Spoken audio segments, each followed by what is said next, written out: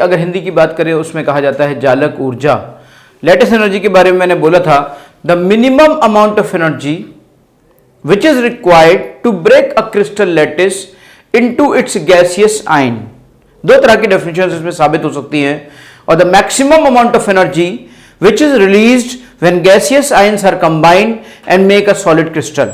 Like अगर हम बात करें यहां पर कोई गैसियस आयन है, एक गैसियस आयन है और दूसरा आपका यहां बी गैसियस आयन है, दोनों ही आपस में मिलकर एक सॉलिड बनाते हैं, ए बी सॉलिड।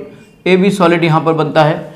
तो यहां पर देखिए, जब दो गैसियस आयंस आपस में मिलेंगे एक सॉलिड बनाएंगे तो ऐसी पोजीशन पे वहां पर एंथैल्पी रिलीज होगी और उसे कहा जाएगा लैटिस एनर्जी। या तो इस तरह से आप लैटिस एनर्जी को समझ लीजिए, या फिर इस तरह से आप समझ लीजिए कि अगर कोई एक सॉलिड क्रिस्टल अपने गैसियस आयंस में टूटना चाहता है तो ऑब्वियसली उसको बहुत सारी एनर्जी आपको देनी पड़ेगी उस लैटिस को तोड़ने के लिए, और उस लैटिस को तोड़ने के लिए जो आपको जो एनर्जी देनी पड़ेगी वो आपकी कहलाएगी लैटिस एनर्जी। अब इस लैटिस एनर्जी का आयनिक कंपाउंड्स के अंदर उनकी सॉल्युबिलिटी में, उनकी अपनी स्ट्रेंथ में, उनके आयनिक कैरेक्टर में बहुत बड़ा रोल है। लैटिस एनर्जी को अगर हम और बेहतर तरीके से समझना चाहते हैं तो लैटिस एनर्जी के बारे में थोड़ी सी चीजों को आगे बढ़ाना पड़ेगा कि लैटिस एनर्जी के कौन कौन से वो तरीके हैं जिनसे हम उनको कैलकुलेट कर सकते हैं। तो लैटिस एनर्जी के कैलकुलेशन के दो तरीके माने जाते हैं, एक डायरेक्ट मेथड और दूसरा indirect method. Direct method and indirect method, हम बात करते हैं कि lattice energy can be calculated by two methods. One is direct method, lattice energy can be calculated by two methods. One is direct method, other one is indirect method. Other one is indirect method. दूसरा तरीका है indirect method. Indirect method. Direct method में आपका आता है Kapustinskii equation. Kapustinskii equation, Kapustinskii method, Kapustinskii equation. और indirect method में आपका आता है बॉर्न-हैबर्ट साइकिल। आपने आमतौर पर अपनी बुक्स में बॉर्न-हैबर्ट साइकिल देखा होगा, लेकिन कपस-तुन्स्की मेथड ना के बराबर बुक्स में दिया गया है, लेकिन बहुत ही जरूरी है। बॉर्न-हैबर्ट साइकिल एक बेसिक तरीका है और इनडायरेक्ट मेथड है, यानी कि तमाम दूसरी चीजों की मदद से हम लैटिस एनर्जी को कैलकुलेट करना चाहते हैं।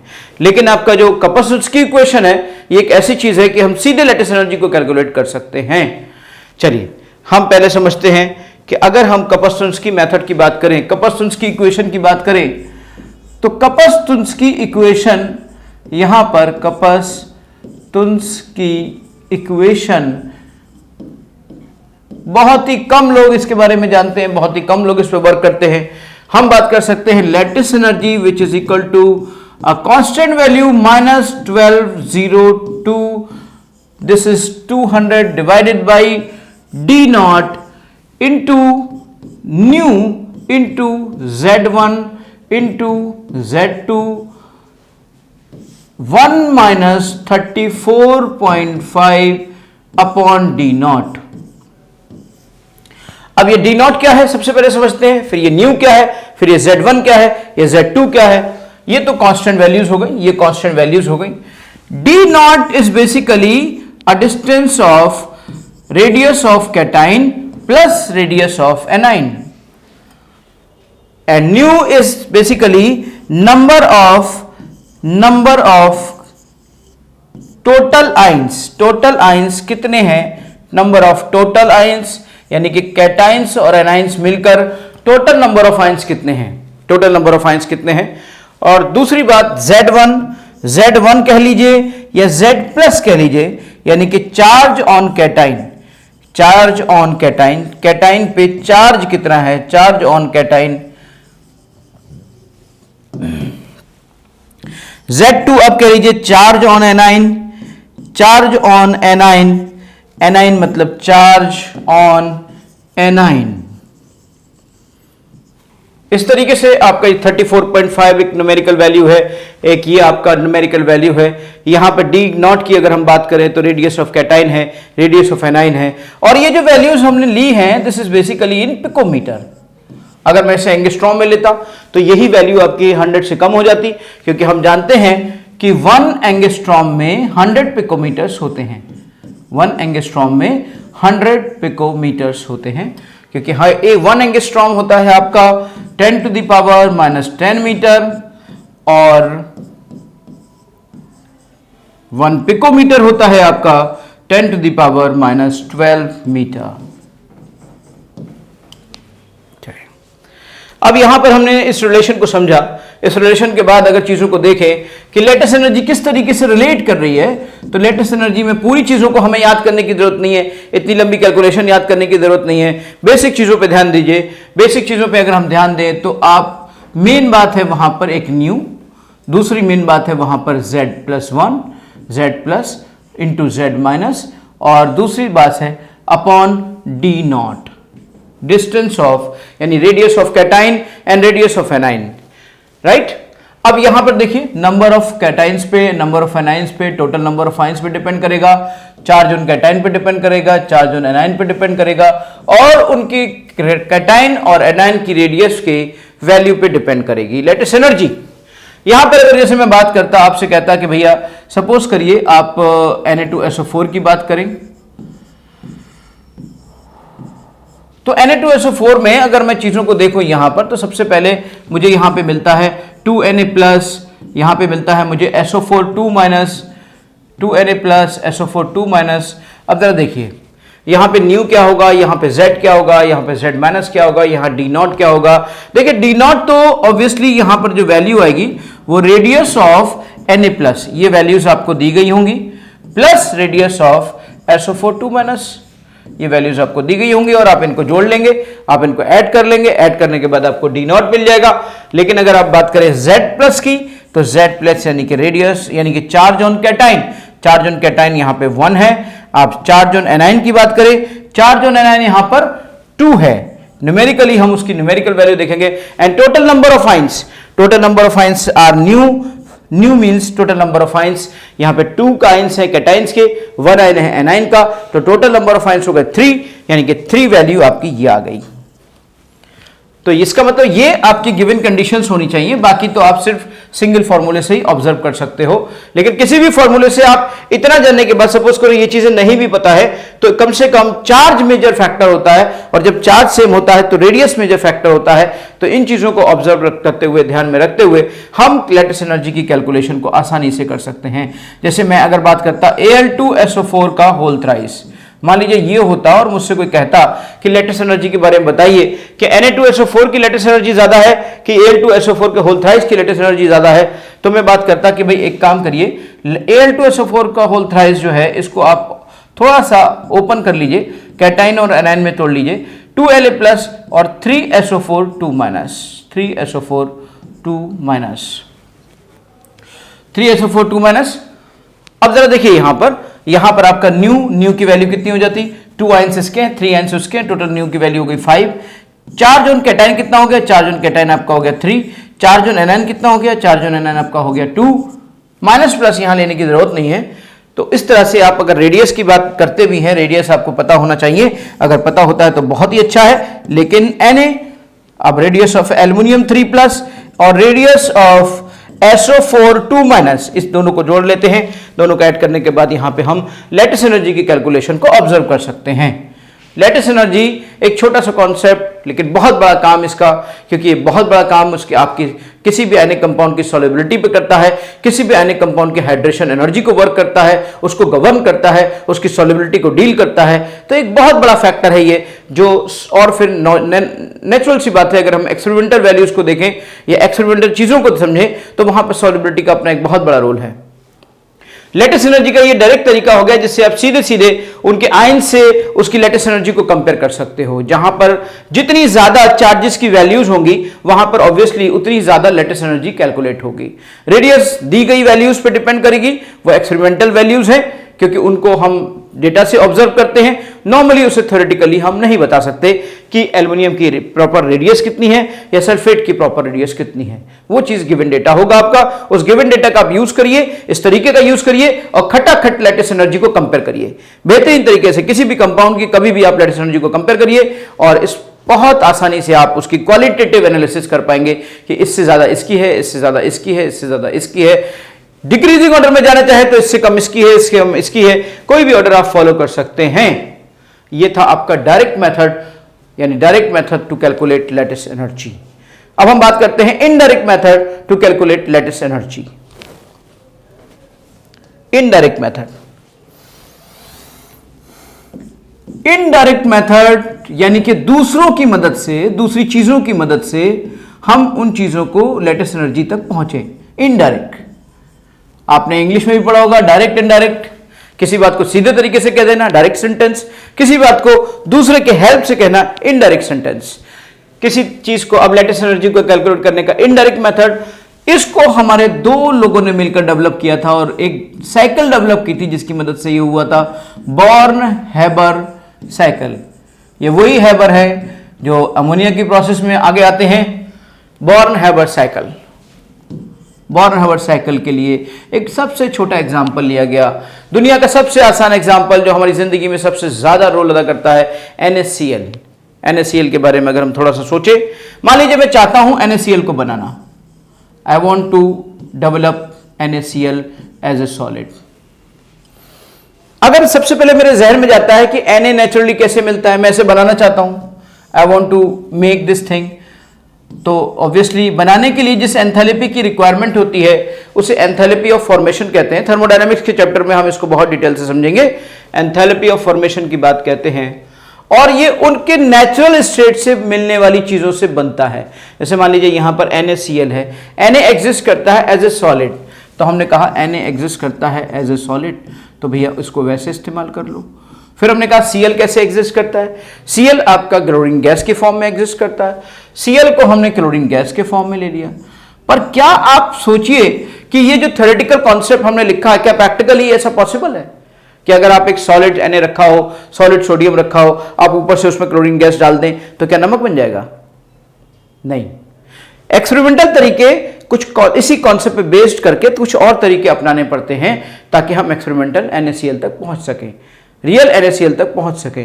यहां पर जो हम NaCl बना रहे हैं ये भी रियल है, लेकिन इसका जो तरीका है वो हाइपोथेटिकल और एक कॉन्सेप्चुअल तरीका है। इसको हम फॉलो करने के लिए कैसे एक साइकिल के जरिए NaCl तक पहुंचते हैं, लेट्स सी। सीधे तो ऐसे बनाया नहीं जा सकता, सीधे तो सॉलिड से इलेक्ट्रॉन निकाला नहीं जा सकता, सीधे तो Cl2 में गैस में इलेक्ट्रॉन डाला नहीं जा सकता, तो फिर Na+ क्रिएट नहीं हो सकता, फिर Cl- क्रिएट नहीं हो सकता।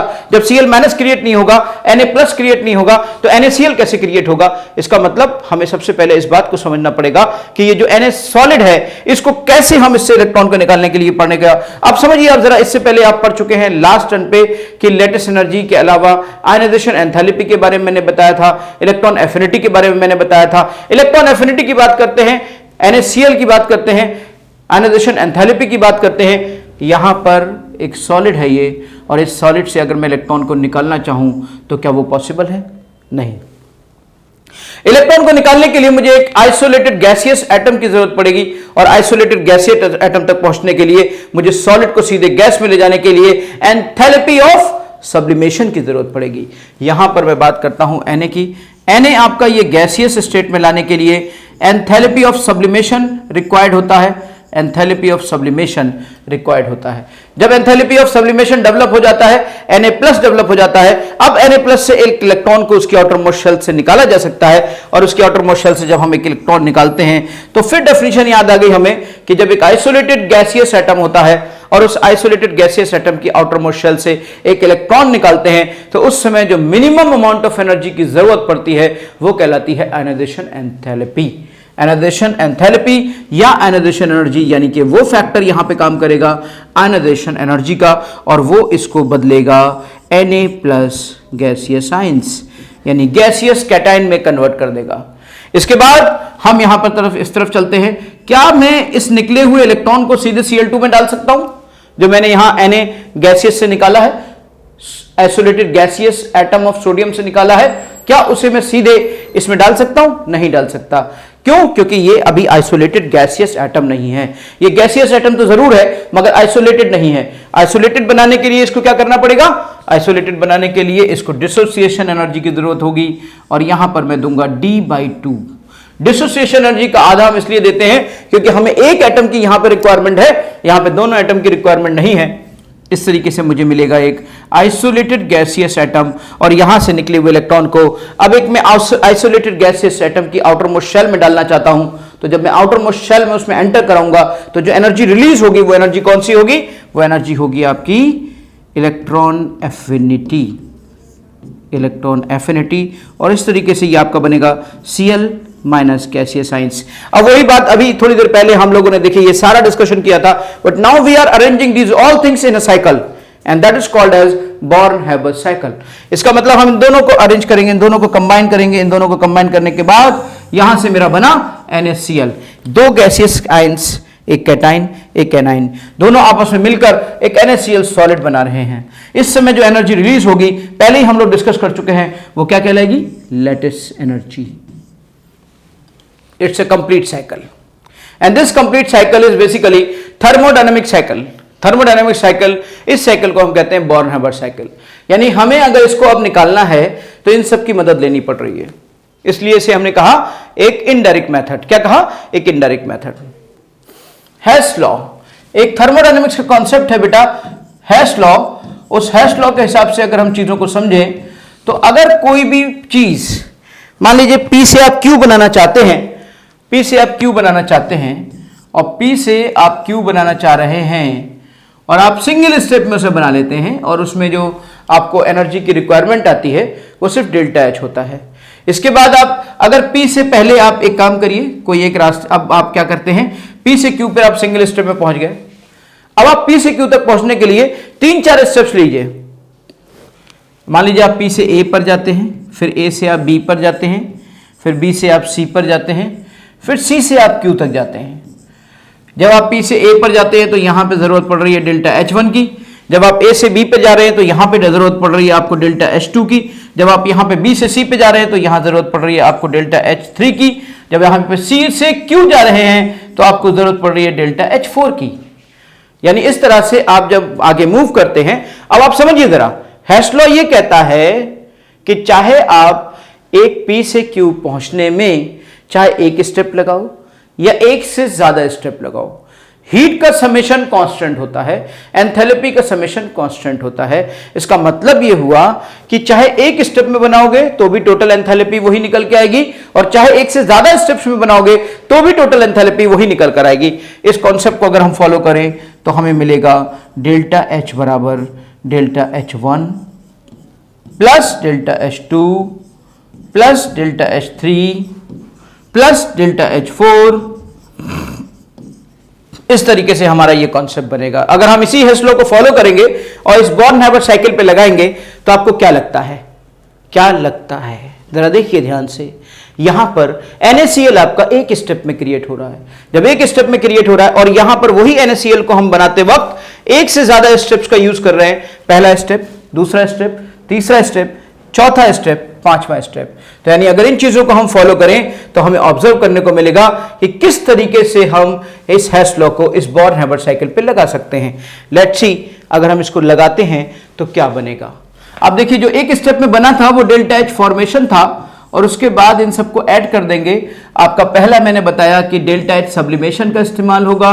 इसके अलावा फिर उसके बाद था आयनाइजेशन एनर्जी आई थी, उधर आपका D/2 डिसोसिएशन एंथैल्पी का कॉन्सेप्ट आया था, उसके अलावा इलेक्ट्रॉन एफिनिटी आई थी, उसके अलावा वहां पर फिर आया था आपका लैटिस एनर्जी। और इसी लैटिस एनर्जी को तो आप कैलकुलेट करने के लिए सब कुछ कर रहे थे। तो जब इस लैटिस एनर्जी को कैलकुलेट करने के लिए सब कुछ कर रहे थे तो जरा देखिए यहां पे ध्यान से, अगर हम नेचुरली देखें तो ये हमारी एंथैल्पी, जो भी एनर्जी रिलीज होंगी वो नेगेटिव में होंगी, जो भी एनर्जी रिक्वायर्ड होंगी वो पॉजिटिव में होंगी। डेल्टा H सब्लिमेशन आपका पॉजिटिव में होता है, इलेक्ट्रॉन एफिनिटी आपकी पॉजिटिव में होती है, D/2 आपका पॉजिटिव में होता है, यानी डिसोसिएशन एंथैल्पी पॉजिटिव में होती है, इलेक्ट्रॉन एफिनिटी आपकी नेगेटिव में होती है और लैटिस एनर्जी अगर यहां पे ऑब्जर्व करें तो वो भी नेगेटिव में ही होगी। खैर ये तो उनके साइन की बात हो गई, लेकिन लेटिस एनर्जी को अगर मैं कैलकुलेट, साइन को तो हम वैसे उनके साथ रख ही देंगे, जो जिसका साइन होगा उसको उस न्यूमेरिकल वैल्यू में उसी के साथ रखेंगे। यहां पे अगर हम लेटिस एनर्जी की बात करें तो आप सिंपल सा कॉन्सेप्ट समझ सकते हो कि delta H sublimation plus ionization energy plus d/2 plus electron affinity minus यहां पे आया आपका डेल्टा एच फॉर्मेशन। अब आप देखिए लेटिस एनर्जी को कैलकुलेट करने के लिए आपको कितने सारी थर्मोडायनेमिक एनर्जीज की, कितने ज्यादा थर्मोडायनेमिक वैल्यूज की जरूरत पड़ी, इसलिए हमने क्या कहा इसको, indirect method of calculation of lattice energy. और इससे पहले जो हमने देखा था लेटिस एनर्जी का, जहां हमने सीधे यूज किया था कपस्टुन्स्की का, और सीधे उस कंपाउंड के चार्जेस की बात करी, उसके नंबर ऑफ कैटाइंस की बात करी, चार्ज ऑन कैटाइन की बात करी, चार्ज ऑन एनाइन की बात करी, वहां पर सीधे हम इस्तेमाल कर रहे थे, that was called as direct method. इसके बाद हम लोग लेटिस एनर्जी का यूज समझेंगे और इसके अलावा प्रॉपर्टीज ऑफ आयनिक कंपाउंड समझेंगे।